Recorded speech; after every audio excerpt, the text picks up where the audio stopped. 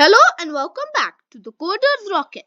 Today we will be setting up the file structure for our copy AI clone.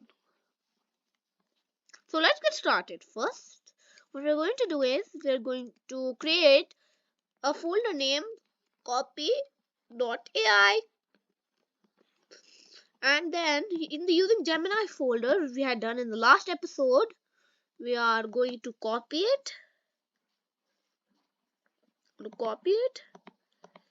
And then paste it. Then what we are going to do is then we're going to create an llms.py file and main.py file. And in the llms.py file, what we'll do is we'll import google.generativeai as llm. And then we're going to import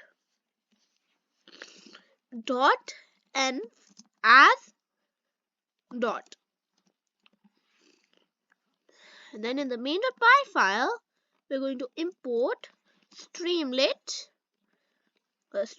as st and import llms.